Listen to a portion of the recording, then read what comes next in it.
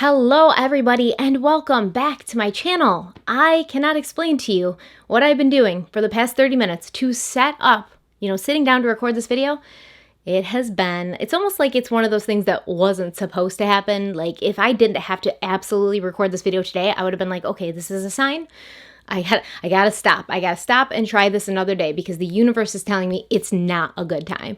My tripod fell over, so I need a new tripod. I put the wrong memory card in, so it kept not recording, and I couldn't understand why, but I was using the memory card that Aiden uses when he records himself playing Fortnite, so there was no space at all. It's been stressful, but here we are now. I mean, it's been about a week since I've sat down and recorded a video, so maybe I just have to get back into the groove. I am so sorry that I've been gone for a while. I haven't been feeling well. It's a whole story. If you follow me on Twitter or Instagram, you probably already know about it, so I won't bore you with it now. But we today have a really interesting video. We have a really interesting case to cover, and this is in addition to our serial killers series. Every couple of months I try to add to the serial killer series, the cult series. They take a lot of time and a lot of effort to research and script and record and edit, so it's not every month, but I try. And today we're adding to our serial killer series. We're talking about the Ken and Barbie killers. I know some of you watch my videos with your kids, and I love that. I love when I hear that you're watching videos of mine with your kids or your family, your husband, your coworkers. It really does warm my heart, but this one's not going to be a good one to watch with your children. I mean, if they're old enough, if they're mature enough, but a 9, 10, 11, 12-year-old, probably not. Send them out of the room. Tell them mommy needs her coffee alone. So Ian Brady and Myra Hindley, Fred and Rosemary West, Paul Bernardo, and Karla Homolka. What do all of these people have in common? Well, they're all people who met, fell in love, became a couple, and then went on to kill and hurt other people. Now, even though they only make up about 20% of killers, couples who kill are often notorious for the most inhumane and brutal deaths. And Karla Homolka and Paul Bernardo, Ken and Barbie killers, they are no exception. And that's the case we're diving into today. They were known as the Ken and Barbie killers. That was the name they got, and that was because of their outward appearance, the way they looked, how they projected this sort of perfect image to the world.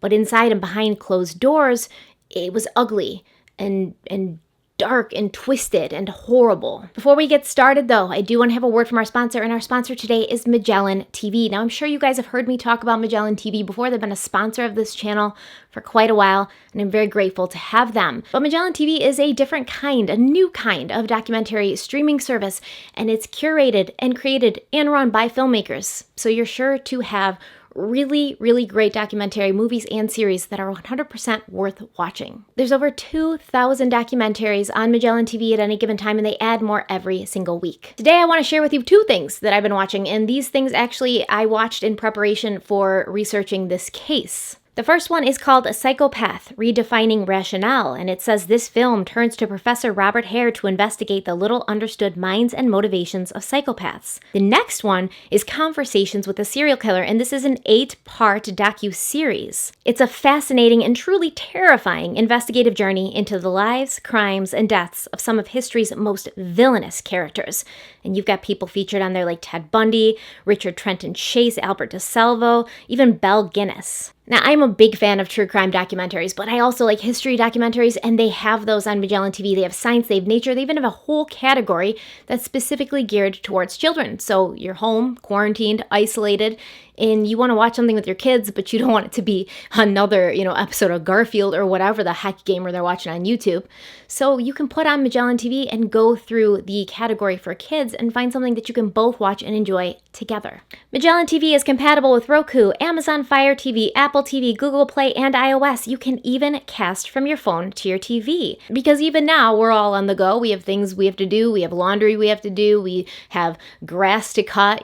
Pop your phone in your pocket, put your earbuds in, mow the grass, and listen to a documentary, because these documentaries are so good. Sometimes I don't even have to watch. I can just play them and listen like it's a podcast. The best part is Magellan TV is offering viewers of my channel a 1-month free trial to see if you like the service. Now, you're not going to be tied into anything. You're not contracted. You can cancel anytime after that 1 month, but I don't think you're going to want to, because you're going to discover there's so much in there you want to see. You don't have a chance to get to all of it in a month, but the price after that 1 month is so reasonable for what they have to offer, for what they have on there. I think they could charge a lot more, but don't tell them that. Thank you so much to Magellan TV for sponsoring this video. Thank you to you guys for listening to the sponsor. As always, sponsors keep this channel afloat, especially videos like this where I'm sure it's going to be demonetized. Like, I'm pretty positive. So let's get started on the video. In this series of videos about Paul Bernardo and Karla Homolka, we're going to talk about their backgrounds, their childhood. Hopefully we can see some red flags as to where things went wrong with these two people. We're going to talk about how they met, and we're going to talk about how they began their reign of terror in Canada. I also want to mention I did a serial killer series like this on Ian, Brady, and Myra Hindley, the Moors murders. And I'm going to link that in the description box, and I'll also put a card in here somewhere so you can click on it because I'm going to refer to Ian and Myra a few times. These two people we're talking about today remind me so much of Ian Brady and Myra Hindley. So if you haven't seen it yet, maybe you should watch that first, or watch this first and then watch that, and then you'll see the parallels. In the last video of this series, we're going to try to figure out the psychology of why Paul Bernardo and Karla Homolka were the way they were. Were they psychopaths? Were they sociopaths? Were they just normal people who got screwed up in their childhood and developed some strange tendencies? I don't know. I haven't decided yet, but we're going to figure that out together. So let's talk about Paul and Karla. Paul Bernardo has often been described as a very handsome, attractive man. He was tall, with sandy hair, vivid blue eyes, and a smile that showed off a set of deep dimples. And you know girls love dimples. I do. Karla, she was the girl next door. She had long blonde hair, perfect skin, spunky personality. She had these green blue eyes. On paper, they were the perfect match, and they were perfect for each other, but the truth was much darker and far more twisted than anyone could have ever known. Between the two of them, they were responsible for at least 18 sexual assaults and at least 3 murders, one being Karla's very own little sister, Tammy. Now, if you're looking for a Wikipedia recitation of this case, you better keep on keeping on. But if you're ready for a deep dive into the lives and crimes of these two truly twisted individuals, grab a cup of coffee and a snack and settle in. So Paul Bernardo was born on August 27th, 1964 to Kenneth and Marilyn Bernardo in Scarborough, Canada. His mother, Marilyn, had been born to Ross and Elizabeth Hamilton, but for some reason, which we still don't know, Ross and Elizabeth ended up putting their children up for adoption. So Marilyn and her 2 siblings were all put up for adoption, and they were really never given a reason why. Luckily, Marilyn was adopted by a wealthy lawyer and his wife in Toronto, Gerald and Elizabeth Eastman. She had a happy, normal, upper-class childhood. She was well cared for, and she was described by a friend as an outgoing and happy teenager who was raised by kind and understanding parents. Now, Kenneth Bernardo, Paul's father, was the son of an Italian immigrant who built and ran a successful marble and tile business. So Kenneth, too, grew up in a well-off family with 3 older siblings, but his father drank too much, and when he did, he would take out his frustrations on his wife and children. This was the type of man who functioned in the old school Italian way, where men are dominant and both women and children should be seen but never heard. Now, Kenneth remembered that the physical abuse against his mother stopped when he was about 5, but their marriage, his parents' marriage, it wasn't a happy one, even afterwards. Kenneth didn't end up joining his father in the family business for whatever reason. Instead, he decided to become an accountant. He was good with numbers. Now, Marilyn married Kenneth Bernardo only after her father disapproved of her original choice for a husband, which was a boyfriend she was really, really in love with. Allegedly, her father didn't think that this man had the right education level, so he pushed her towards Kenneth Bernardo instead, a man who was educated and had a good job, and they got married in 1960. They moved into a nice house with a swimming pool in an upper middle-class neighborhood in Scarborough, which was a suburb of Toronto, and they had 2 children, a son named David and a daughter named Deborah. But their marriage really wasn't a good one, and of course, how could it be? You know, Marilyn didn't want to marry Kenneth. She wanted to marry somebody else, but she ended up marrying Kenneth because that was what her father wanted. And Kenneth himself had taken a page out of his father's book. It's reported that he was abusive to Marilyn and their children. Well, she could only tolerate this for so long. She eventually found herself searching outside her marriage for love and acceptance, finding it in the arms of her previous boyfriend, the one she wanted to marry. From this union, Paul Bernardo was born on August 27th, 1964, 8 pounds, 10 ounces, and 20 inches long. Now, according to Marilyn, when Paul was born, she was shocked to see this large purple mark on his face. It was the kind of mark that, like, in the old days, in the 1600s, it would have been called a devil mark. But for Paul, it was really just a small transient natal blood clot, and it resolved itself within a few months. But during Marilyn's labor, the baby had been deprived of oxygen for an unknown amount of time, which resulted in aphasia. Now, in adults, this would mean having to relearn language, but for children, it would cause delays in language and communication. Primary signs of this disorder are difficulty in expressing oneself through speech, trouble understanding speech, and difficulty with reading and writing. Now, Marilyn recalled that Paul was the easiest of her 3 children. His older siblings were incredibly loud and caused a lot of chaos, but Paul was quiet and kept to himself. But she also said he wasn't affectionate in the least, and he could be extremely selfish and stubborn. His quiet nature and easy frustration could have been due to the fact that he was born with a defect where his tongue was essentially fixed to the palate of his mouth, preventing him from speaking. Until he received minor corrective surgery to fix this when he was 5, he wasn't able to speak. He was only able to grunt and make noises to express himself. After this, it took many years of stuttering and speech impediments before he'd feel comfortable speaking in front of people, self-conscious about the way he sounded to others. As a small child in school, he was constantly taunted by the other children who called him Smelly Barnyard, playing on the last name of Bernardo. Now, this nickname couldn't have actually been in more contrast to young Paul Bernardo, who was fastidious with his appearance, always making sure he looked neat and was clean. Now, it's not reported exactly how Kenneth Bernardo felt about the fact that Paul wasn't his biological son. On Paul's birth certificate, his last name is listed as Bernardo, and later Kenneth would tell reporters it was not a hang-up for him. He didn't care. It was Paul who seemed to care later when he found out. But Paul wouldn't discover this for many years, and he was raised not knowing that the man he called dad wasn't his biological father. Kenneth and Marilyn Bernardo would have violent arguments often, and they slept in separate bedrooms for as long as Paul could remember. And I have to think that this is where Paul learned how a marriage functioned, how people treat each other in a relationship. When you're a kid, reality is basically, what you see. You don't know how other households function. You don't know how other people's parents live and love. You just know what you see, and when your parents fight, when your father calls your mother horrible names, demeans her, and makes her feel about an inch tall, you would grow up thinking that this is what marriage is. This is what love is. When Paul was about 7, his mother located her biological sisters, and she began spending a lot of time with them, which caused her to be away from home a great deal during his formative years. She was escaping from an unhappy, abusive marriage, but she was also abandoning her children. She would pack up every weekend, leaving Paul and his older siblings alone and unsupervised. When Paul was 5, he ran away from home and didn't come back for several days. When he did come back, it was as if no one had even noticed he was gone. No one even asked him where he'd been. But as he grew and overcame the obstacles of his childhood, Paul came into himself. He was described as friendly and handsome, a happy boy who was always smiling, showing his deep dimples and perfect white teeth.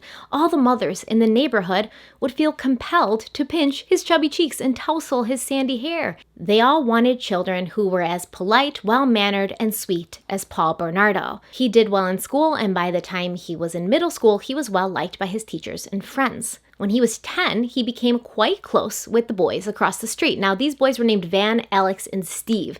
They were from a Greek family. Their father owned a restaurant, and they all lived close together so they could play. They went to the same school. They were in Boy Scouts together. Paul and the boys across the street, they would, play outside, doing normal things that young boys do outside, including using magnifying glasses to start fires with twigs and kindling. And as they got older, they liked doing other things together as well, like hunt for underage girls in Florida on spring break. Now, Paul at that time, he was the epitome of what a Boy Scout should be. He looked super cute in his little Boy Scout outfit. He was awarded the Chief Scout Award, and when he was a little older, he'd work summers as a camp counselor, and he was the most popular and well-liked of all the counselors. The kids loved him because he would play with them, give them attention. He made them feel like, they weren't a nuisance, and they really just enjoyed being with him. When he was 12, Paul got his first job working in the restaurant of a friend of his father's. He worked hard, he performed well academically, and he was a top Boy Scout, but for some reason, it never satisfied his parents. He never felt that they were proud of him. Like any human being, Paul wanted that love, approval, and acceptance. He wanted to feel like he was good enough for someone, anyone. And in 1981, when he was 15, he met a girl he thought would finally give him that validation and acceptance. Her name was Nadine Bramer, and she was pretty, blonde. She had this cool Cyndi Lauper vibe going on. Paul had been popular with the ladies, for some time, and many girls had tried to get him to ask them out, but he hadn't loved any of these girls. Nadine was the first one he actually could see a future with at 15, if you believe it or not. Paul lost his virginity to Nadine, and the two dated for about a year from 1980 to 1981. Some sources state that Nadine said Paul was controlling and overprotective, but later, after his arrest, she would come out publicly and say there must have been some mistake. They must have gotten the wrong person. She said Paul was the least pushy guy she knew, and he was very caring, very kind. However she felt about him, Nadine would eventually break up with Paul after only 1 year of dating, and she started dating his childhood friend and neighbor, Steve, the kid from across the street. That's awkward, right? Paul's stress during this time was only compounded when he and his mother had a talk right before he turned 16. She admitted to Paul that Kenneth Bernardo was not his real father, and she showed him a picture of the man who was his real father. And he looked at this picture and he said it was like looking in a mirror. Like he looked like this man. He was looking at his biological father. The man he'd been calling dad for almost 16 years wasn't his biological father, and his mom was just springing this on him. He got very upset, very, very upset. He called her names, called her whore, things like that. This secret that Marilyn had held onto for so many years, it changed Paul's relationship with his mother forever. He became incredibly verbally abusive and disrespectful to her. He called her horrible names anytime he could. It was the way he knew to hurt her, as he had watched Kenneth Bernardo do the same thing to her for years. And he basically turned his heart off towards her. After this, she started referring to him as the bastard child from hell. Now, Marilyn was no saint, okay? She's been described as verbally abusive, negligent, but to be fair to her, she was in a loveless marriage with an abusive alcoholic and no clear escape. The breaking point for Marilyn was when her husband began abusing their 9-year-old daughter, sexually abusing their 9-year-old daughter, Deborah. Paul later recalled sitting in the living room on Sunday evenings with his whole family watching Disney movies and hearing his sister cry out in pain from whatever it was that Kenneth Bernardo was doing to her, just a few feet away from the rest of the family on the couch, literally in the same room. At night, Deborah would have to shut the curtains in her room so she could get dressed and undressed in privacy because her father would go outside her window and watch her. Sometimes he would climb on the roof outside her window and say he was inspecting the gutters and then just watch her through the window. When bedtime came and everyone was asleep, Deborah would surround herself with little garbage cans that had things like nutshells and coins in them. And she did this so that when her father came into her room at night to molest her, she would hear him, she'd wake up, and she'd shine a flashlight in his face.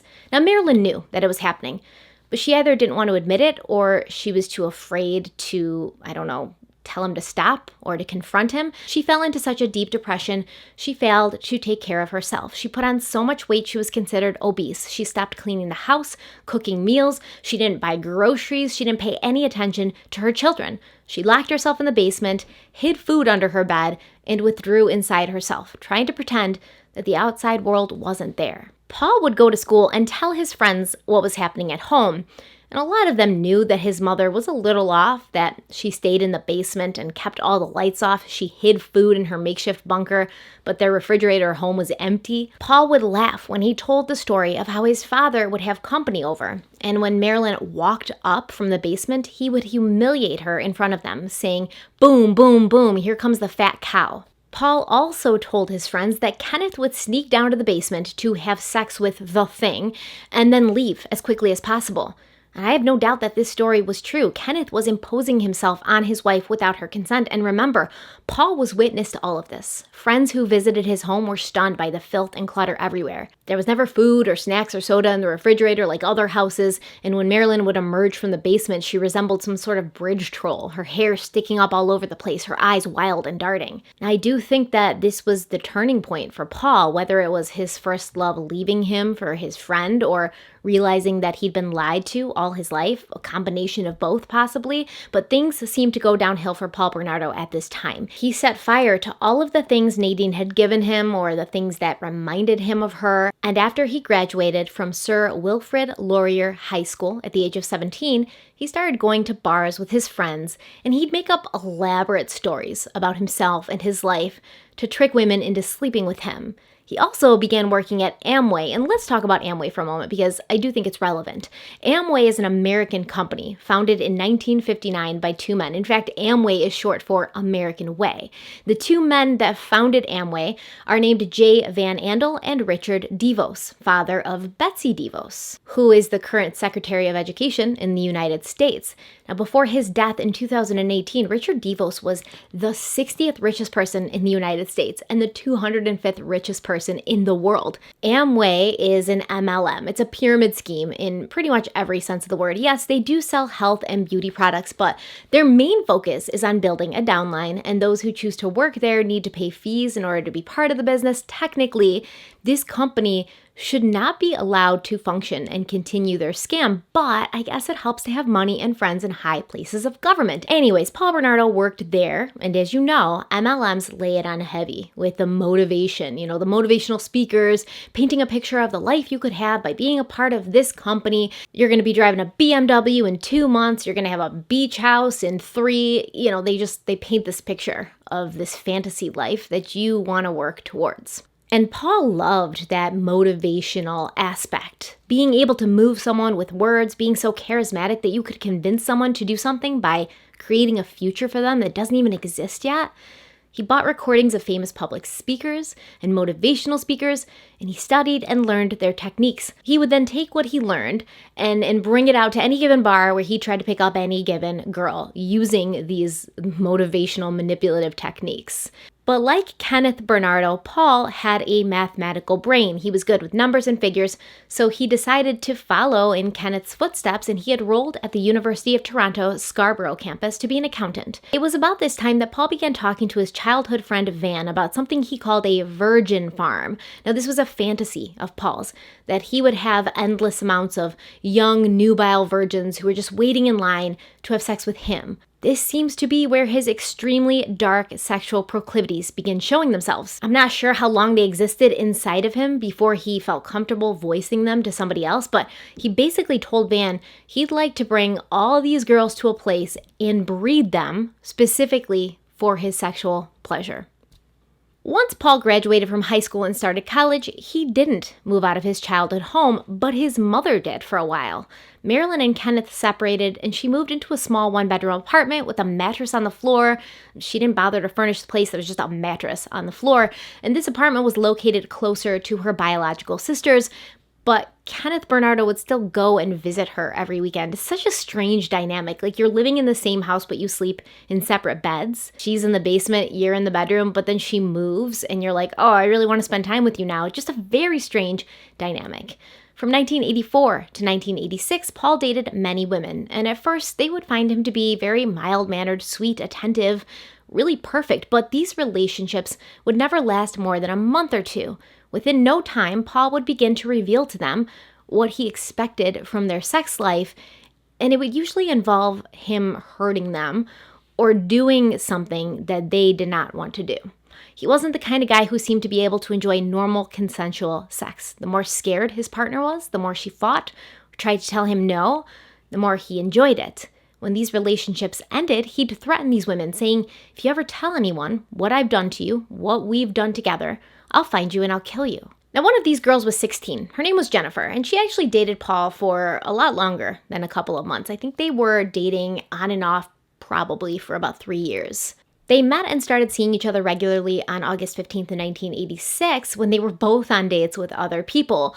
Jennifer was 16, Paul was 22, and like I said, they date for about 3 years. But Jennifer said that through their relationship, she felt that Paul loved and hated her at the same time. When she said she wanted to study psychology, he told her that it would be a good subject for her since she was so messed up she could study herself.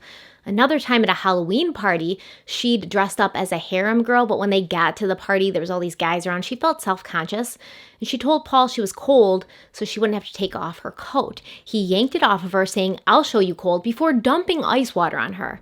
When she cried out, he hit her. When she graduated from high school, Paul drove her to a secluded spot and tried to strangle her with a cord. She could barely breathe, but he did what he needed to do to her, and then turned into a perfect gentleman, saying, "Oh, sorry if I got a little rough," giving her sweet kisses, whispering sweet nothings, like a switch was flipped. But while they were dating, and Jennifer was dating Paul exclusively, Paul was, all over the place. He was the apple of many women's eyes. There was a woman that he worked with. Her name was Sheila Blake. She was a receptionist at a firm he worked at, and she thought that Paul was just the cat's meow. Good-looking, outgoing, friendly. And then there was another girl named Lenore. She liked Paul because he took her out to nice dinners, and he never drank too much. He never got too drunk. And he bought her a LaSalle watch for Christmas of 1986. After they'd been seeing each other for a little while, though, Paul told her it was time she should be punished for not being a virgin when she met him. And he had her meet him in a deserted parking lot of a mall. And he spanked her with a belt, making her apologize out loud for ever having had sex with anyone else. Paul also had a lot of issues with Lenore. She wasn't his type. She was older, about his same age, so older than the typical type of girls he went for. Paul didn't like that she was smarter than him. Paul didn't like that when he hit her, she hit him back. He couldn't stand when she talked to other men, but she was sure that he'd been cheating on her, and this was confirmed one night when she was in his neighborhood and decided to stop by and surprise him. When she came in, she saw women's shoes in the foyer, like through the door, the front door, it was glass, and she could see the women's shoes in the foyer, and she knew that Paul had a girl with him upstairs in the bedroom. Lenora was like knocking on the door. Paul wouldn't answer it. She finally was so aggravated, she punched through the stained glass front door with her fist. And after that, both Jennifer and Lenore were really no longer interested in being a part of the dramatic comedy that was Paul Bernardo's life. We're going to talk about Jennifer more in a little bit because something happened later that was the real breaking point for her. And we're going to discuss that in a bit. But Paul wasn't the only Bernardo man who had strange sexual proclivities. Kenneth Bernardo wasn't just your typical asshole alcoholic father. He also wasn't a man who just sexually abused his own children. It was reported that on February 8th, 1984, 57-year-old Kenneth went to court after being accused of fondling a young girl. He was also known for prowling the neighborhood at night, peeping into windows, hoping to get a voyeuristic look at the women who lived there. So Paul was left with a mother who had lied to him, who had, betrayed him, in his opinion, who was now a shell of the person she once was, and a father who was a known predator and molested his own children. Not the best family life, not the best place to come from or to develop properly. As we can see, Paul Bernardo did not develop properly. By the age of 10, he was collecting women's lingerie ads for magazines. Okay, this seems pretty standard, pretty normal for a young boy. What wasn't normal was his neighbors catching him peeping into windows. As he got older, he traded his innocent bra ads in for hardcore pornographic movies and slasher films. Later, his girlfriends would report his violent behavior when it came to sex. Many of his ex-girlfriends said that he would take them in a car to deserted buildings, deserted parking lots, where he would force them to do a variety of depraved acts. He liked to choke his girlfriends, not only with his hands, but with a cord, and he liked to force them to have anal sex with him. He was living a double life. Smiling, charming, handsome college student, but behind the scenes, his brain was teeming with these insane and just disgusting ideas and fantasies. He made extra money smuggling cigarettes out of Niagara Falls on the American side into Canada. And after he graduated from college, Paul took a job as a junior executive at PricewaterhouseCoopers, an accounting firm in Toronto. Even after he'd gotten this prestigious job right out of college, and he really didn't need the extra money, he continued his illegal smuggling activities. It's like someone who shoplifts when they can afford to buy anything in the store. Winona Ryder. They do it for the thrill of it, right? Paul was a thrill seeker in every sense of the word. He felt nothing unless he was doing something abnormal, something out of the ordinary, something that reminded him he was alive and he could feel. Now, during the summer of 1986, Paul was dating two women regularly, Carol and Susie. He would still go out at night and have multiple one-night stands, and Carol and Susie did eventually find out about each other, but because Paul was so manipulative and controlling, neither one of them left him. Eventually, things would come crashing down around him. He had 2 restraining orders taken out against him that summer, one from his friend Van's ex-girlfriend who claimed he was making obscene phone calls to her, and later from Carol, one of his actual girlfriends, who said he was doing the same thing to her. Now, in 1987, he was still dating Jennifer, right? But something happened, which we're going to talk about in a minute. He tried some antics with her, and she told him she was going to go to the police. And after that, Paul stopped really dating women. He didn't get into relationships anymore. He just began attacking strangers, strange women instead. I think he realized it was risky, pushing the limits of sex and violence with these women who knew his name and saw his face. He realized that the only way he could truly live out his fantasies was by attacking a stranger and disappearing into the night. And this is when Paul Bernardo became the Scarborough rapist. The Scarborough area was held hostage for years by Paul Bernardo. Reported attacks began in May of 1987 when a 20-year-old woman got off the bus, not realizing she was being followed. She was attacked, beaten, and sexually assaulted right in front of her parents' house. This attack lasted 30 minutes.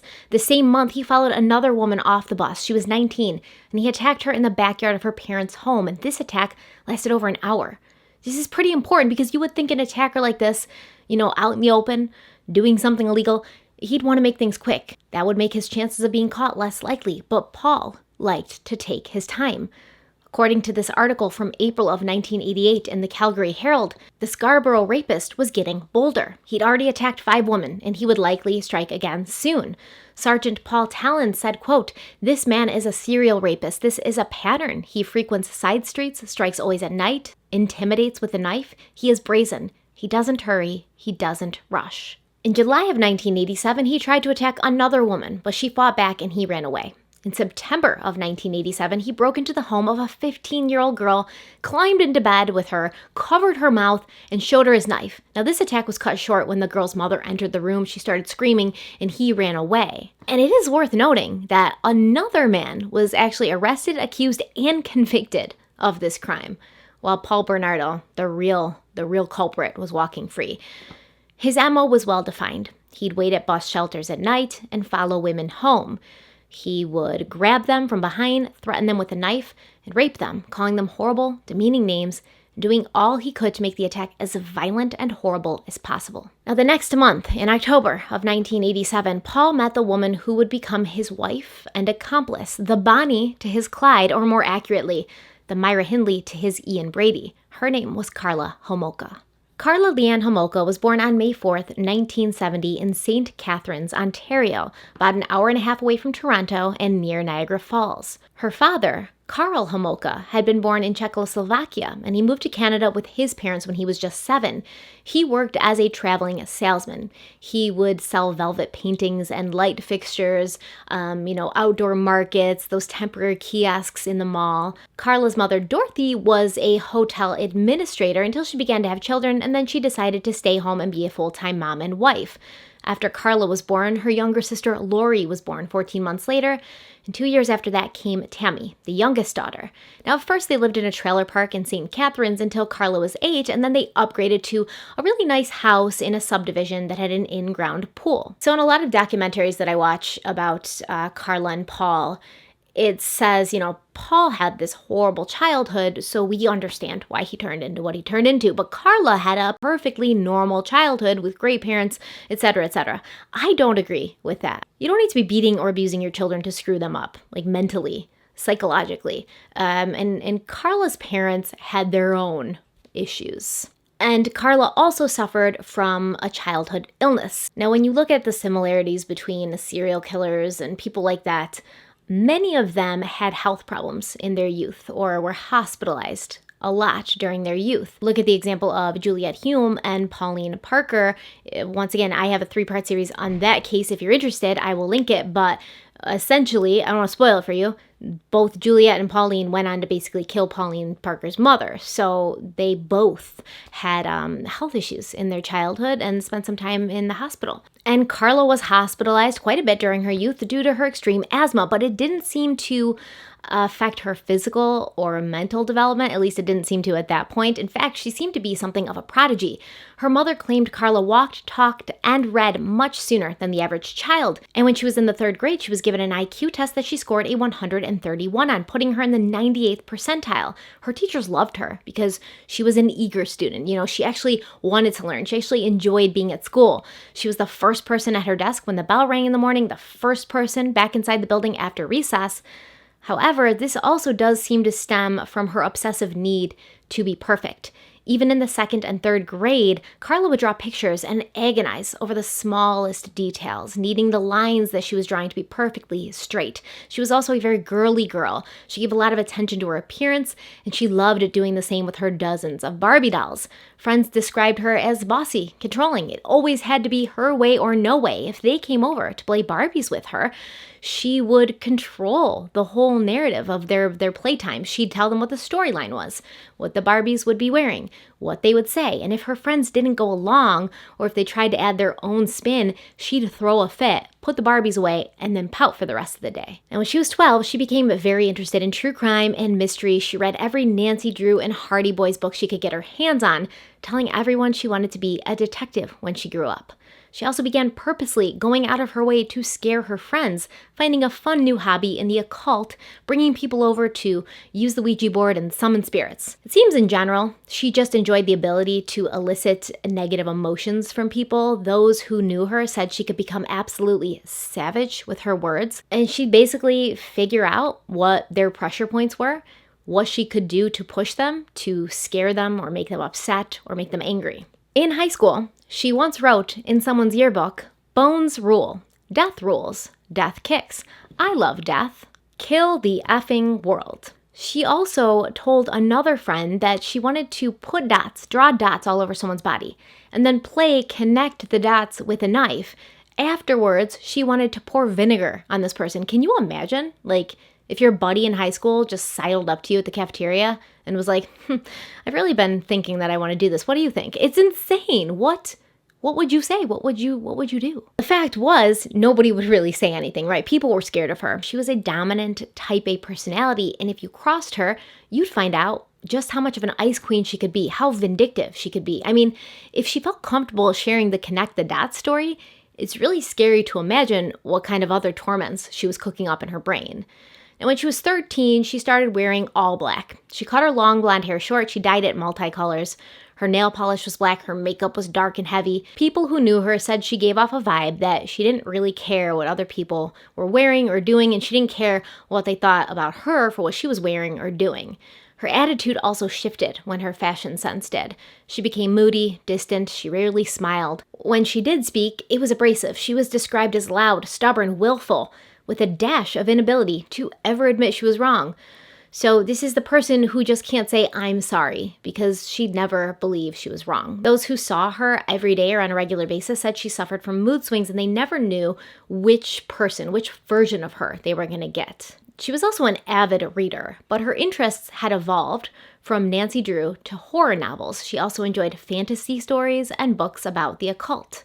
When she was a senior in high school, her interest in the occult seemed to expand, and she constantly thought about death or hurting herself. Her friends began to notice strange circular marks on Karla's arms, wounds she had carved into her own skin and then filled with black nail polish.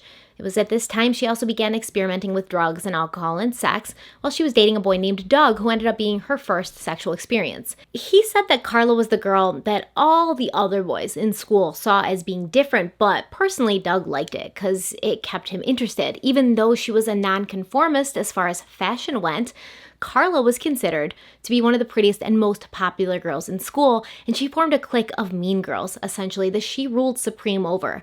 They called themselves the EDC, which stood for the Exclusive Diamond Club. It sounds like something that airlines offer, like you got upgraded Wi-Fi and an extra package of peanuts because you're a part of the Exclusive Diamond Club, but the group was made up of Karla and her three best friends, Kathy Wilson, Debbie Purdy, and Lisa Stanton, and they all resembled each other, right? They were roughly the same height, the same weight. They all had these like permed blonde hairdos, punk clothes. Karla's group of mean girls also shared the same goal, to find a rich, successful, handsome older man to marry, one who would provide them with that highly coveted diamond ring. A former member of the group recalled the dynamic, saying, "You didn't want to get in a fight with Karla because she was the leader, she would always win." Now, Karla's father, Carl, had gained himself an unfortunate nickname amongst the women who worked with his wife at the shaver clinic. They called him the pervert. When one of Dorothy's friends and coworkers was going through a divorce, he showed up at her house and told her he loved her and that he was going to leave his wife to be with her. He seemed to have an incredibly high sex drive, to the point where Dorothy admitted to her friends it was a relief when he went away on business overnight. However, it seemed like her marriage to him was important enough to save at any cost. After Carl went to her friend's house and confessed his love, he was sent home. The friend was like, get out of here. This is not happening. And he told Dorothy everything.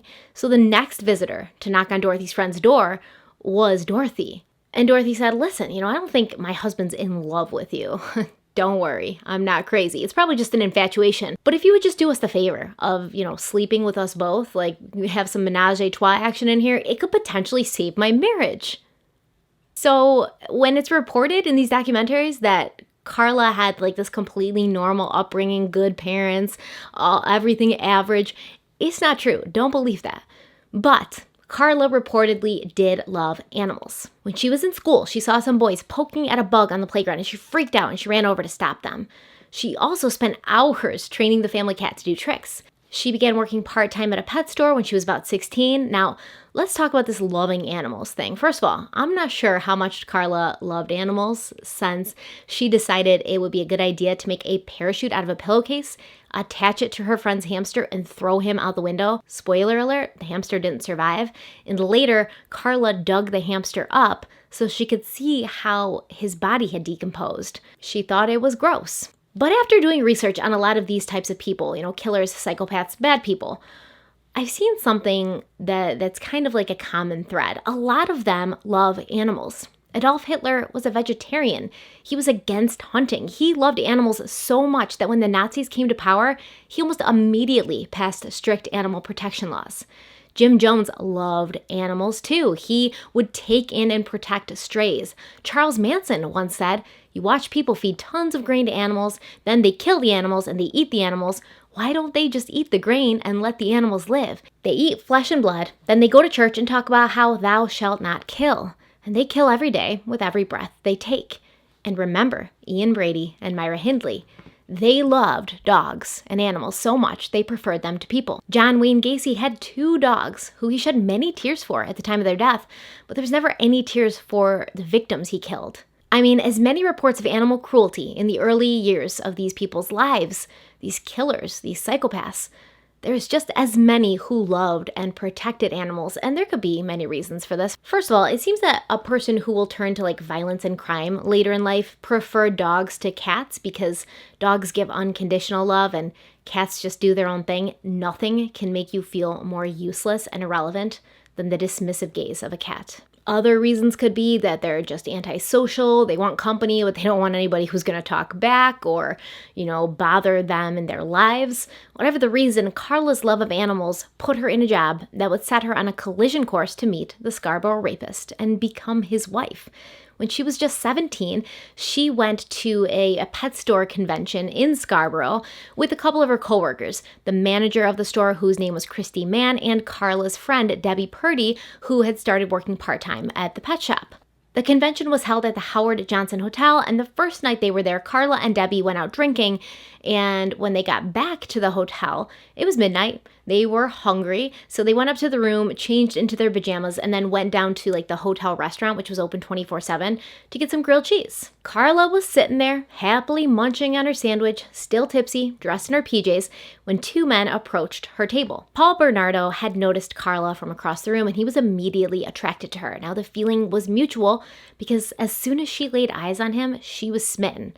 Remember, Karla had always loved her Barbie dolls. She loved Disney princesses. She wanted to be a princess. And she told her friends that one day she would get a husband who was just as handsome and just as perfect as her Ken dolls. And Paul, from a very young age, had always taken a great deal of interest in his own appearance.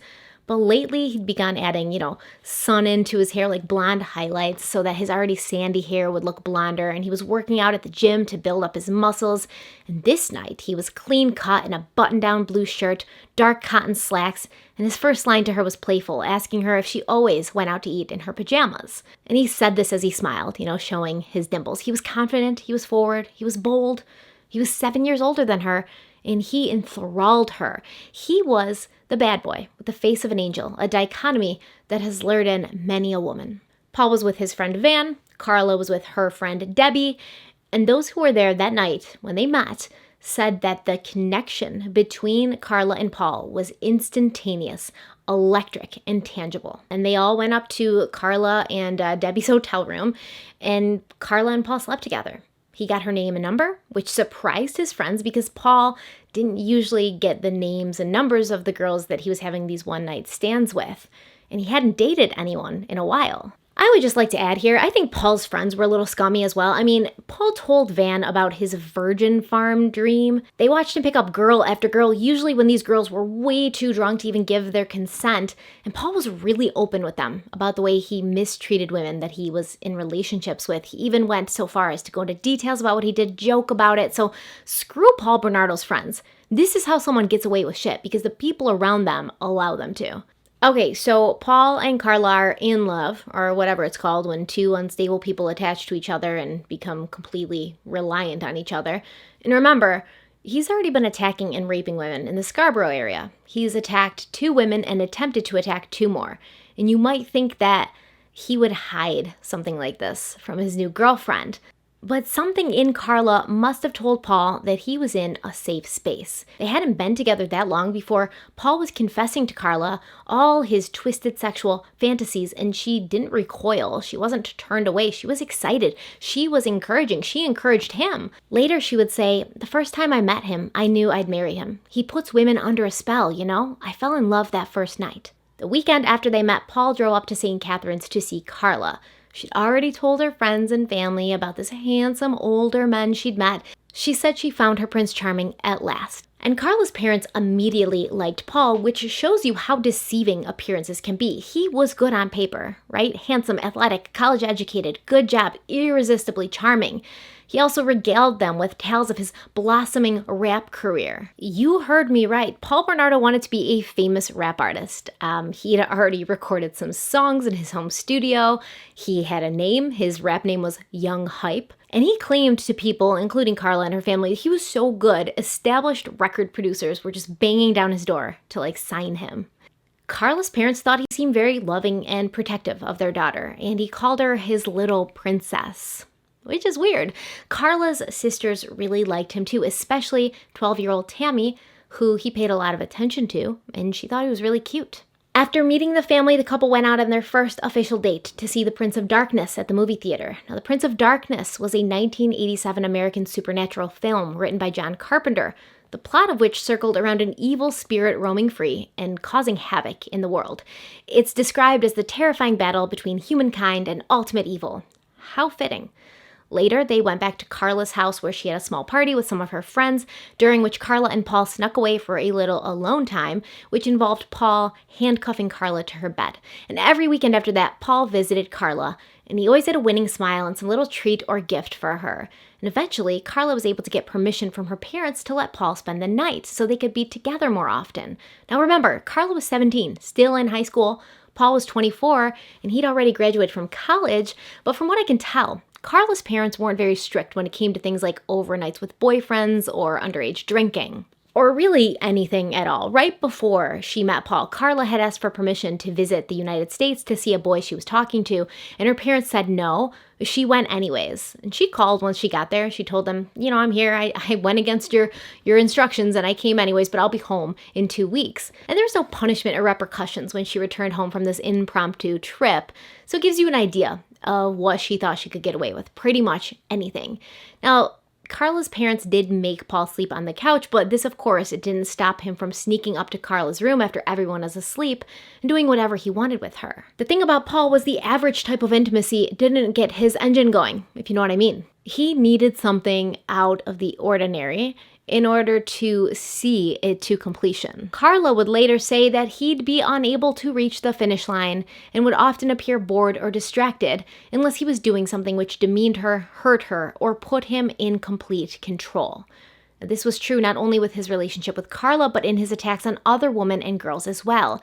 He preferred anal sex, and I'm only going to use this term once. But going forward, when a victim of Paul and Karla's is involved, you can assume that this is what was done to them. One night, Karla saw her Prince Charming go outside and watch her sister Tammy through her bedroom window. Now, I guess this wasn't a red flag for Karla. She had recently confessed to Paul that she hadn't been a virgin when they'd met, and this upset him deeply, like really deeply, so maybe she thought he was just lashing out. And listen, it's not very clear when Paul confessed to Karla that he stalked and attacked girls during his downtime. She claims it was on their wedding night, but that's 100% false, so it's really not clear when he did tell her. But she certainly knew, even before he told her, that he was a sexual deviant and possibly dangerous. Her support, her cooperation, I believe it made him bolder, and after 6 weeks of dating, the Scarborough rapist would strike again. She was 15, getting off the bus and heading to the warmth and safety of her parents' home. Paul's attack on this young girl lasted over an hour, and then he was gone.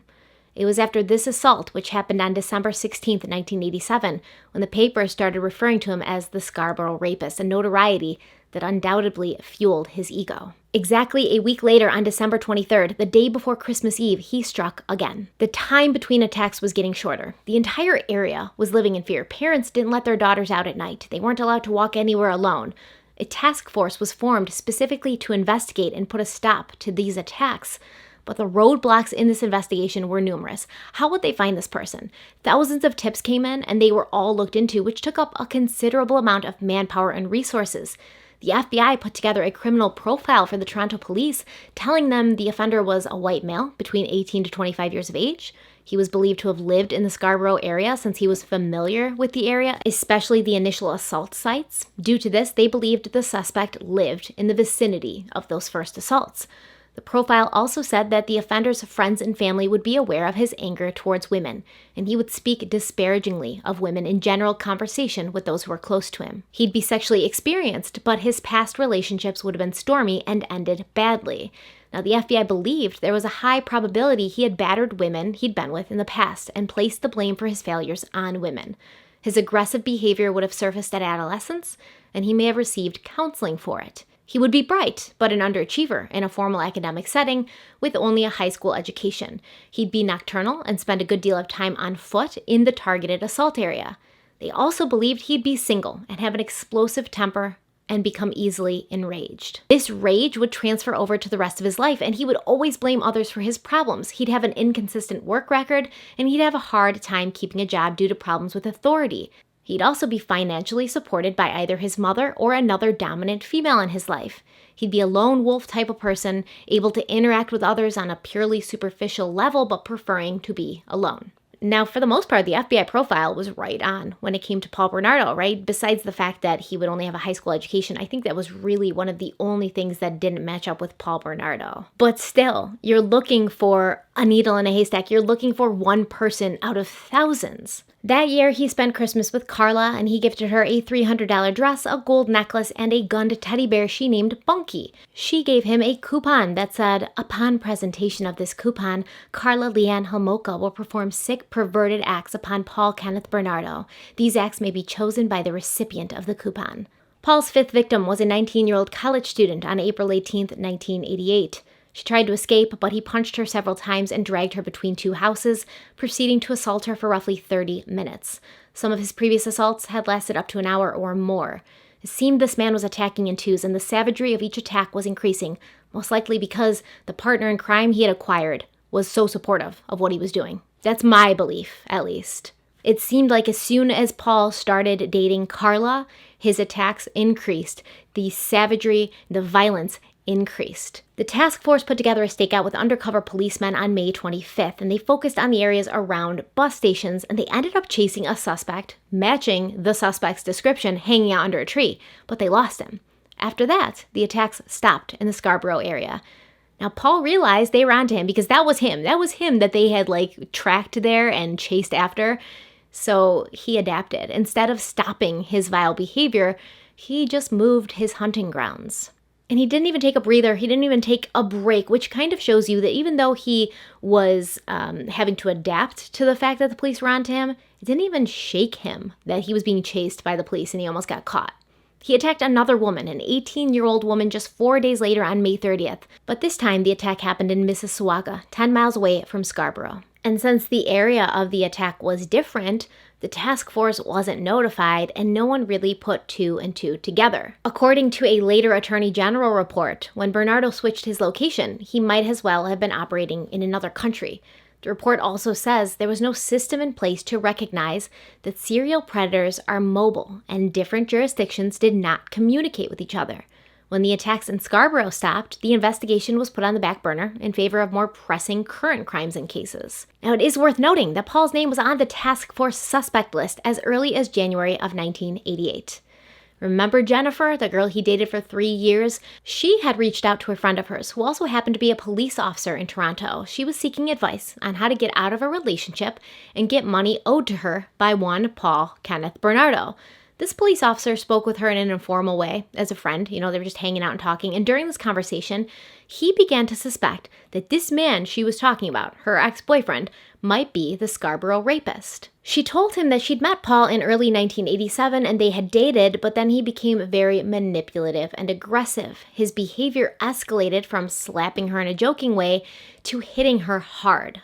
Once in November of 1987, Paul had pulled a knife on her while they were in a car and told her he wanted to have sex while he held it to her throat. Another time later that month, he drove her to an empty parking lot and began hitting her and yelling at her. They had a fight, but when she tried to get out of the car, he wouldn't let her. So he begins looking around for his knife under the car seat so she's able to escape and run away. But Jennifer claimed as Paul was searching for his knife, fumbling under the seat for it, he was mumbling to himself as well, saying, "Why do I do this? Why?" When Jennifer got out of the car, she hid. And when Paul finally got his knife, he looked for her and he was yelling out threats, but luckily he didn't find her. And she was able to get away. Now, this police officer friend of Jennifer's filed a report with the task force, and it included everything about Paul Bernardo. What he looked like, where he lived, what kind of car he drove, what kind of knife he used, stiletto blade, not foldable, with a black leather case. Unfortunately, this report was handwritten, like most of the reports in 1988. And it was lost in a stack of other papers related to the case. It got lost in the shuffle. Paul and Karla's relationship quickly spiraled. He'd become incredibly controlling. He told her what to wear, how to do her hair, what she could say, who she could see. He called her demeaning names and forced her to call herself these names while in bed with him. The women he attacked would report the same behavior. He wanted them to say these things. He wanted to be in complete control, in complete dominance. He wanted a sex slave, and he'd found a willing one in Karla, but that wasn't enough for him. Her friends found handcuffs in her bedroom, and she laughed, telling them that Paul liked to play rough in the bedroom. These were actually Karla's handcuffs, real ones that a police officer would use. And when Paul noticed that Karla had her very own set of handcuffs hanging in her room, he knew he'd found the one. In March of 1988, Karla's friend Lisa found a written list in Karla's room. On this list, Karla wrote about eating healthy, exercising, and taking care of herself. But she also wrote, "Never let anyone know our relationship is anything but perfect. Don't talk back to Paul. If Paul asks for a drink, bring him one quickly and happily. Remember, you're stupid. Remember, you're ugly. Remember, you're fat. I don't know why I tell you these things because you'll never change." If you're feeling a little bad for Karla Homolka, don't worry. That feeling will soon pass, I promise. She didn't do everything that he wanted. Karla had a strong personality, so maybe that's what she meant by "you'll never change." In December of 1988, Paul told Karla that since she wasn't a virgin when they'd met, she owed him something, essentially, and that would be the type of sex he'd wanted, which we previously talked about, which I said I'm not going to say again, and she refused this. She didn't want to do it, and he didn't like that. He was mad at her for 2 months. He also demanded that she come up with a nickname for his member, and she named it Snuffles. She wrote him a note during this time that he was the best. He was a dream come true, and she called him her big, bad businessman. She said in this letter, quote, "I've been fantasizing what playful things to do with your body all day. Your strong chest, your muscular arms, your beautifully shaped legs, your hard, flat stomach, and Snuffles. Oh, wonderful Snuffles." I can't keep reading because what else she wrote?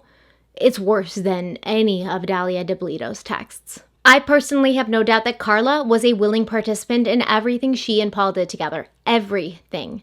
Later, she would tell a psychiatrist that Paul had treated her like a princess in the early days of her relationship. swept her off her feet. She said, "He was the one guy who was always very nice to me. He never bored me like the others. With the other guys, I could always do what I wanted, and that was boring.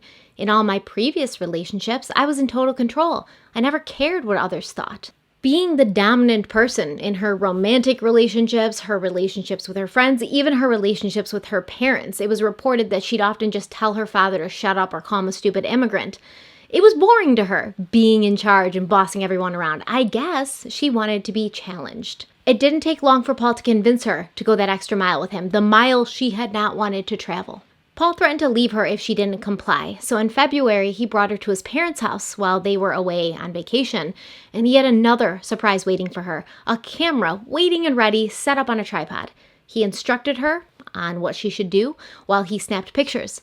Some of these pictures included Paul with an 8-inch hunting knife and a cord to wrap around her neck. He called these props, and he told her they excited him, so she went along with it for Paul, for snuffles. It turned out she quite enjoyed his sexual antics after all, and she started bringing up marriage to her boyfriend. According to Karla, they'd been together a full year, and Paul had never laid a hand on her in anger, until he asked her to wear a dog collar, and she laughed at him.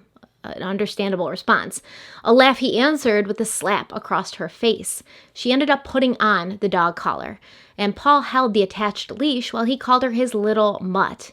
Even after all this, she wrote him a letter on their first anniversary, thanking him for the best year of her life, and then she says this: "Your little girl wants to be abused. She needs her big bad businessman to dominate her the best he can." This is telling, this is very eye-opening into the psychology of Karla Homolka. In the book, The Ken and Barbie Killers by Peter Vronsky, the author brings up studies on dominance done by psychologist Abraham Maslow. Using the results of this study, we might be able to understand how a type A controlling person like Karla Homolka would end up with someone who would expect submission from her. You would think that someone with her personality would want to be in control of the relationship, be the one to wear the pants essentially. Maslow also interviewed college-aged girls, and he theorized that female sexuality is linked to dominance. According to Maslow, humans fall into one of 3 categories: high, medium, or low dominance. High dominance women would be the most sexually active, they were the most adventurous and uninhibited, and they'd seek out multiple partners. Medium dominance women, they'd also be very sexual, but they'd stick with one partner at a time. And the low dominance women were found to have a very low opinion of sex and only engage in it when it was their intention to get pregnant. Maslow also claimed that this difference in dominance had nothing to do with sex drive because he believed all the women shared the same level of drive, but the amount of sex they had differed. The majority of these women preferred men who were in the same dominance group as themselves, but slightly more dominant than they were. If partners from different dominance groups do end up together, a strange and off-balance dynamic occurs. Maslow believes the reason for this lies in some emotional or psychological disorder that leads an individual to prefer mates from a different dominance class. High dominance individuals with these disorders may seek out partners in a lower category since they are compelled to sadistically dominate their partners. Lower dominance individuals can also seek out higher dominance individuals in order to act out abusive scenarios. The result is often a slave-master dynamic between 2 parties, where one partner totally dominates the other, but they're both dependent on each other, needing what the other provides. So basically, to sum it up, it would be normal to seek out a partner who has the same level of interest in sex and the same dominance level, the same dominance characteristic. This would create the best, healthiest outcome. But if you are looking for someone who is higher or lower in dominance, it's not really healthy and it won't turn out very well because there's always going to be one person who has more control, and it creates an imbalance in equity. Karla was a high dominance woman. Paul was a high dominance man. Maybe she knew if she picked a man in a lower dominance class, she would always have to be in control, always calling the shots. And a girl who'd been bullying people all her life may have wanted a break from it. But how did she become so submissive to Paul Bernardo? Because she wanted to be. Because she enjoyed it. Because she was as screwed up as he was. In a different study using monkeys, Maslow discovered in captivity, the most dominant monkeys engaged in almost constant sex, and the nature of the sex was often abnormal. These abnormal sexual impulses are not about biological needs to reproduce or primal sexual urges. They're about control and domination. This was Paul's drive. The reason he attacked women, the reason he had pushed to the limits with every girlfriend he'd ever had, the reason he kept wanting more and more from Karla. Neil Malamuth of UCLA and his colleagues proposed a framework for explaining sexual violence. It identified several different risk factors that formed two paths towards it. Hostile masculinity, which involves an attitude of distrust and anger towards women, as well as adversarial views about relationships. And impersonal sexual orientation, which involves a preference for frequent casual relationships and a view of sex as a game to be won rather than a source of emotional intimacy. These paths are predicted in part by early childhood experiences. Remember, I explained that the model Paul had for marriage was his mother and father. Kenneth would call Marilyn names, demean her, hit her, treat her like garbage. Add to that, his first love left him for another man, and he found out his mother had lied to him all his life about who his real father was. This would create a hatred and distrust towards women, compounded with the way he saw women treated in his own home. Now, while Karla was finishing up high school, Paul continued his reign of terror. On October 4th, 1988, he attacked another girl, but she fought him off. Not before he stabbed her in the lower body several times, though. She had to be admitted to the emergency room and she was given stitches. The next month, he attacked an 18-year-old girl in her parents' backyard, and he was successful this time. This same month, in November, he started dating another woman named Anna in Toronto. He didn't tell Karla he was seeing someone else, but he was very clear that she should not be seeing anyone else. The next month, at the end of December, Paul attacked another girl, but luckily she was able to shout for her neighbor's help and he was scared off. This event actually did seem to shake him, or something else happened to prevent him from being out there and attacking women, as he would go almost 6 months that we know of without trying anything else.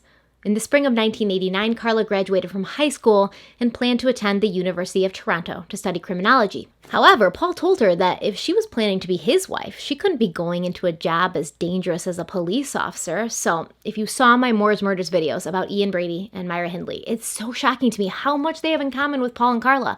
Myra also wanted to be a police officer and had plans on joining the police academy. Ian wasn't really a big fan of that. After Karla started dating Paul, she began to dress more adult, more sophisticated, and Myra did the same thing after she started dating Ian.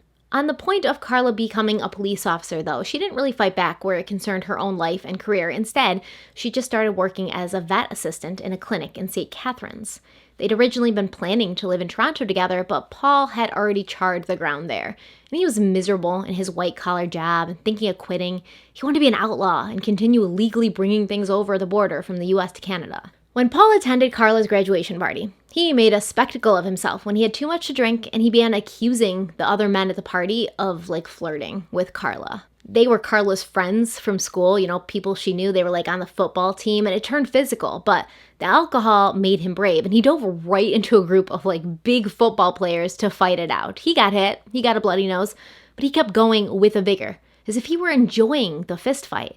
Now let's examine some lyrics from one of Young Hype's songs, one of Paul's rap songs, to better understand his reckless behavior. You think I'm innocent, but behind this I'm packing a lot of deadliness. So come at me.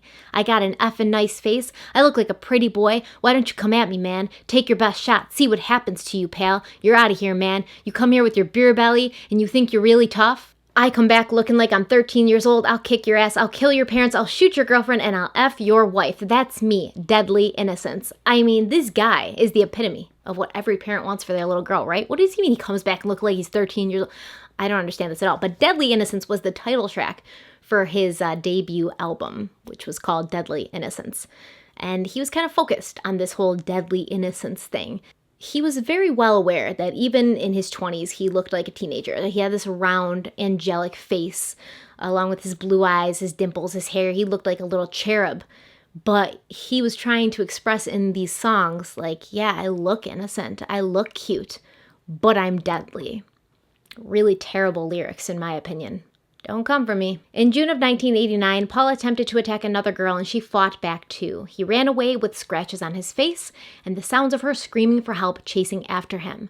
For the majority of the summer of 1989, Paul had been driving back and forth every weekend to see Karla, which was an over 2-hour round-trip drive. During this time, Karla's friends got to know Mr. Prince Charming, and most of them really liked him. They thought Karla was lucky. She had an older, rich boyfriend with a car, and anytime they all went out, he bought everyone's drinks. However, a few of the young women noticed that whenever he handed them a drink, there was white flecks on top, or a film of some sort. At first, they joked that he was trying to roofie them, but when they kept seeing the same thing in their drinks, they stopped drinking the drinks. During August of 1988, Karla lied to her parents and said she and Paul were visiting Paul's grandparents on Georgian Bay. But in reality, she and Paul flew to Florida to spend 10 days at Disney World. Paul brought his camera. Paul loved recording things. Both Paul and Karla loved recording things. It's been said that their relationship was the most well-documented relationship in the history of the world. But he brought his camera and he made his first video featuring Karla wearing mouse ears. They were both wearing mouse ears in this video, and they were doing something that Mickey and Minnie would be ashamed of.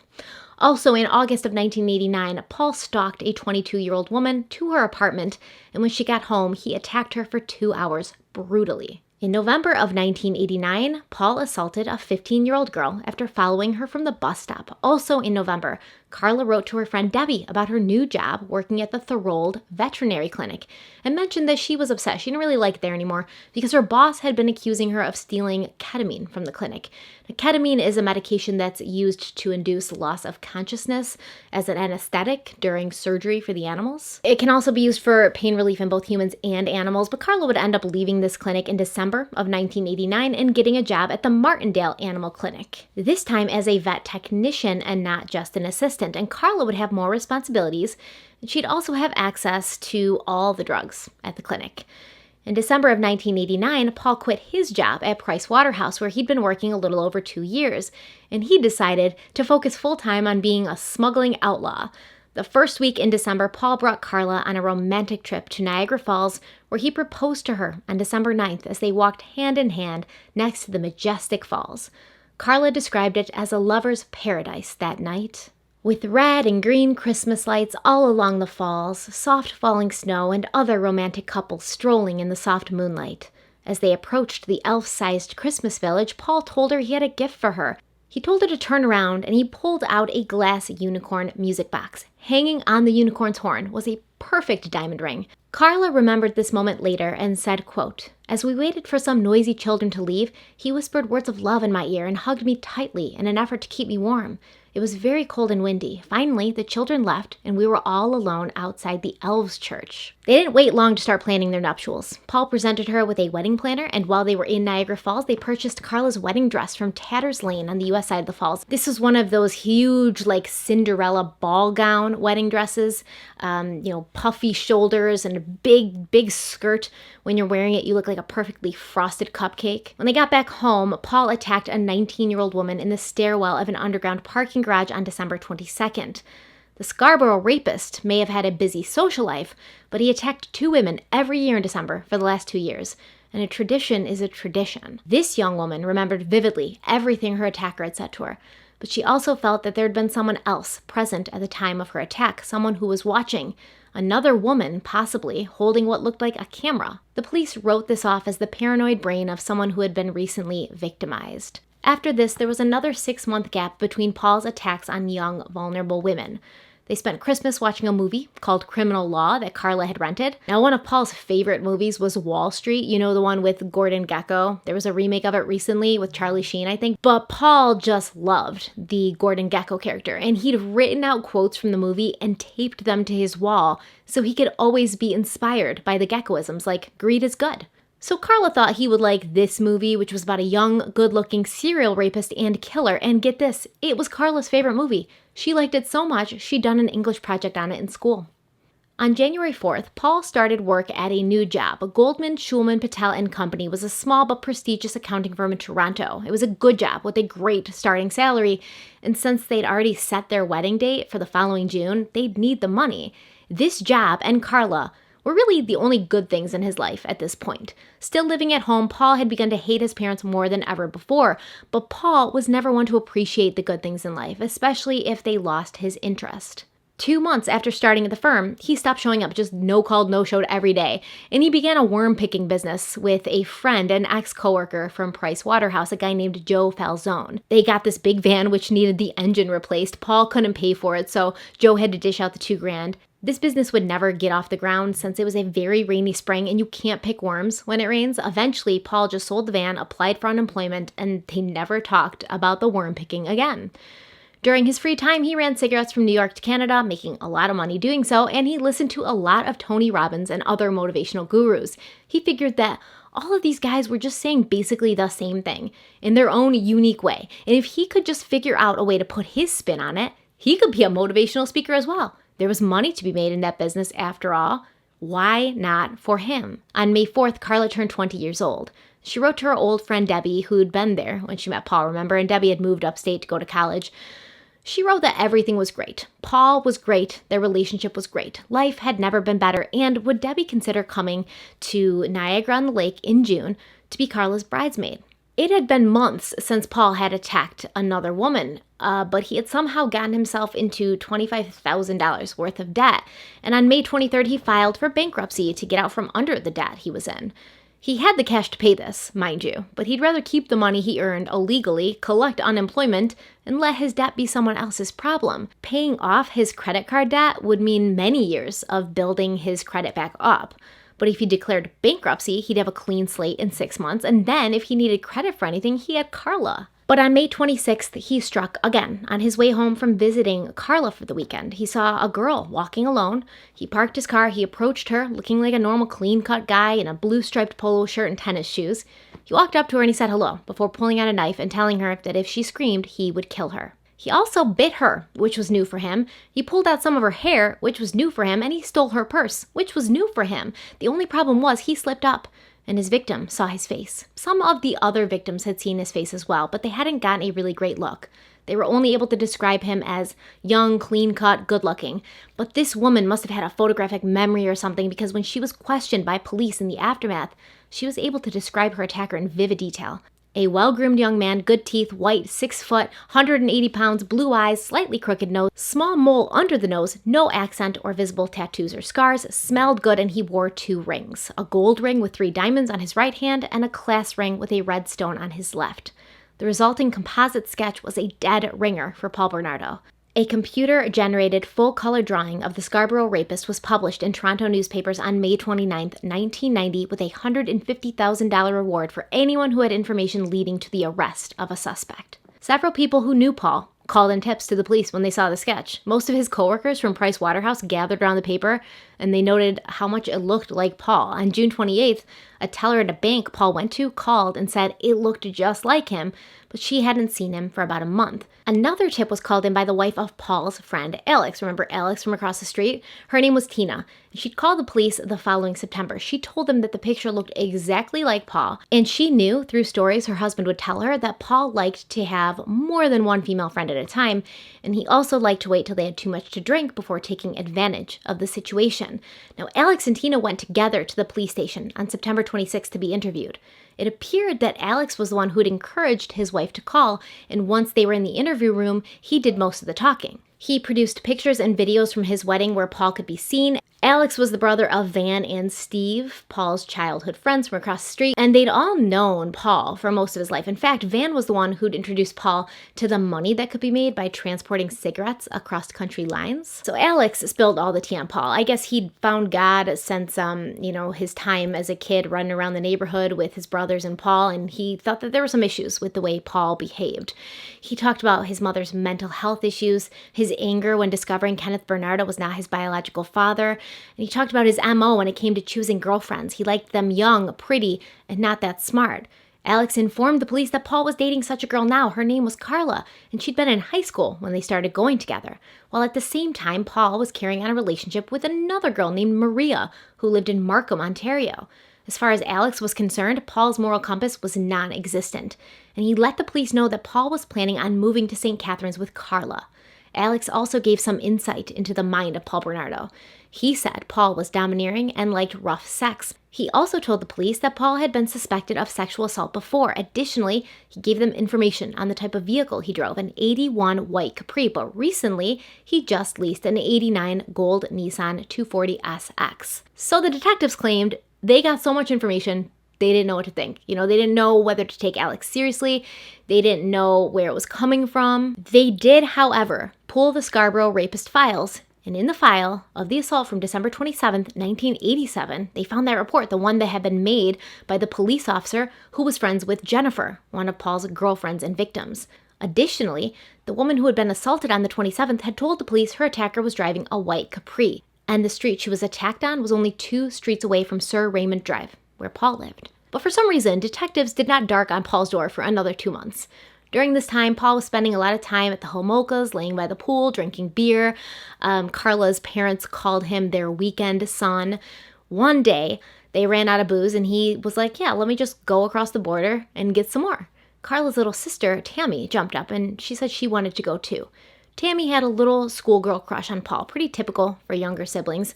Karla knew about it, and Paul told her that he had fantasies about her little sister, but she didn't think anything of it. In fact, she had encouraged it. During the day, when Paul and Karla were alone, they'd go into Tammy's room and use her bed, while Paul pretended that Karla was Tammy. Karla had even removed the blinds from Tammy's room so that Paul could sit outside her window and watch her undress and record her to his creepy little heart's content. One night, she'd even drugged her little sister. She crushed up Valium tablets and mixed them in with Tammy's dinner. When the young girl passed out later, Karla kept watch from the doorway of her bedroom while Paul pleasured himself onto the pillow next to Tammy's sleeping head. Paul had told Karla that if she really loved him, she would let him have Tammy. Karla was the one who wasn't a virgin when they met. She'd taken that away from him, and it was only right that she give him a replacement virgin. But until that day, when Paul and Tammy drove away and didn't return for hours, Karla had never considered it much more than like a passing fantasy. By this time, Karla knew what Paul was doing. She would deny it later, but she knew. She had to have known. She knew he was out there attacking women, sexually assaulting them.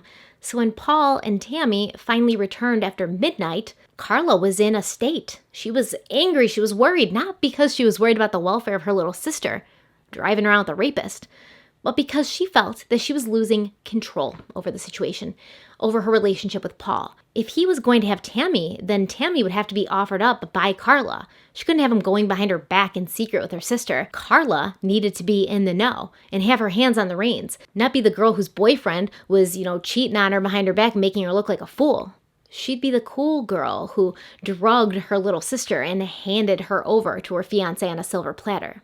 Meanwhile, the team investigating the attacks on women in the Scarborough area had come upon a break. DNA evidence had been found in the underwear of one of the women who'd been attacked, and they were able to pull blood type from it.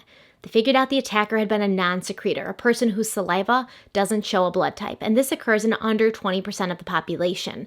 Now, DNA technology was very new to law enforcement. It had just become commercially available in the U.S. in 1988, and it took 2 years for a DNA technician to be trained. Testing could be done at the Royal Canadian Mounted Police Forensic Lab in Ottawa, but most of the time, they'd be sent to the U.S. to be tested, and it would take a little time, 70 to 90 days roughly, if you were lucky. Usually there was more, because there was always a backlog. By the time police had talked to Tina and Alex on September 12th, the task force had submitted DNA from more than 130 suspects. They wouldn't end up paying Paul a visit until November 19th, 1990. Now, when they got to the house, they were told by Kenneth Bernardo that Paul wasn't home at the time. They left their card and instructed Kenneth to have Paul call them, and he actually did. This guy was cocky. He was overly confident. He thought he was smarter than everyone else, and he imagined he could charm these police detectives just like he charmed everybody else. And he really did. He kind of did. When Paul walked in at 4 p.m., he was nervous, and he made a joke immediately. He was like, "This is worse than a job interview." Like, I should hope so, Paul. Yes, a police interview is always going to be worse than a job interview. He told the police that he currently at that time was unemployed, but he and his beautiful fiancée were going to get married and start a business manufacturing and selling motivational tapes. When he saw the composite sketch of the suspect, he said, "Yeah, I admit, this picture does look a lot like me, but look at me, guys. Do I look like I need to do this to get a woman? I could have my pick." He was asked to provide a sample of DNA, however, and although legally he didn't have to, he cooperated and he gave them what they needed to eliminate him as a suspect. He was only with the police for a total of 45 minutes, and it would be 2 years before his DNA was run. So it was 2 law enforcement officials who interviewed him, Detective Irwin and Sergeant Monroe, and allegedly they didn't think he really had anything to do with it. They saw themselves in him. He was a young guy starting his life with the woman he loved. He was soft-spoken, polite, handsome, well-educated. Additionally, this young man wasn't angry or violent. He was completely easygoing, and he seemed to have a very happy life. They must have the wrong guy. So they sent his samples to the lab, not expecting anything to come of it, and they put Paul Bernardo out of their minds. Up to this point, Paul had only attacked and raped women. He'd not killed anyone yet, but that would all soon change. And when he took his first life, his future wife was right by his side. Their first victim would be Tammy Homolka, Karla's very own sister. And that's where we'll pick up in part 2. Thank you guys for being here with me. I'm going to record part 2 and edit part 2 before I even post part 1, so that part 2 comes up very shortly. So hopefully part 2 should be up in just a day or 2 after this part posts. And let me know in the comments what you think about Karla. At this point, where we left off, do you think she's being manipulated, controlled, forced against her will to do these things? Or is she doing it because she wants to? Everybody's going to have a different opinion, and always understand and realize that we can have different opinions. We can talk about them, and we don't have to hate each other or be upset. It's just a different opinion. This is how we learn, how we grow, by listening to others' viewpoints on things that we might not agree on. So let me know what you guys think. I personally think Karla loved every minute of it, to be honest, but that's just my opinion. See how that works? I just say my opinion and, let you know it's an opinion, and then you don't attack me because I'm not saying it's a fact. Okay, guys, stay kind, stay beautiful, stay safe, stay home, and I'll see you in the next one. Bye. Don't break now. And the bottle's going straight down.